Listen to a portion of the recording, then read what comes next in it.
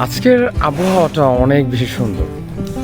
যেমন বাতাস বইতেছে বাইরে, আবার আকাশটাও একেবারে নীল আর সাদা মেঘগুলো ভেসে বেড়াইতেছে। যদি কবি এমন একটা দৃশ্য, এমন একটা ল্যান্ডস্কেপ দেখতে পাইতো, অবশ্যই তার কবিতায় এই কাহিনীটাকে ফুটিয়ে তুলত। দেখেন কি অসাধারণ দৃশ্য না? এই দৃশ্যগুলাই কিন্তু আমরা খুব মিস করি যারা শহরাঞ্চলে থাকি। কারণ শহরাঞ্চলে এমন প্রকৃতি পাওয়া যায় না, যেমন প্রকৃতির মধ্যে এখন আমি দাঁড়ায় আছি। আর এই ধরনের দৃশ্যটাও খুব কমই দেখা হয়, কারণ শহরের মানুষজন খুব ব্যস্ত থাকে, আর ব্যস্ত মানুষের এত কিছু উপভোগ করার সময়টা থাকে না।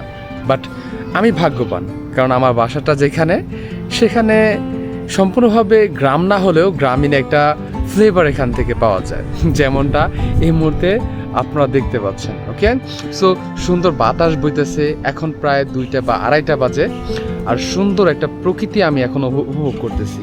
দেখেন আকাশের মধ্যে মেঘটা, এটাকে একটা বিশাল জাহাজের মতন লাগতেছে।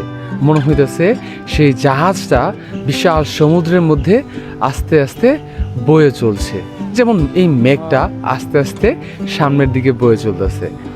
আমার মনে হচ্ছে এই যে প্রবহমান যে মেঘটা, এটার দিকে তাকায় থাকি, এবং আমার তাকায় থাকতে ইচ্ছা করতেছে এবং ভাবতে ইচ্ছা করতেছে কি এক আশ্চর্যের বিষয়। এক ভ্রাম্যমান সাদা এক মেঘ জাহাজের মতন, যা আমার মাথার উপর দিয়ে ভাসতেছে।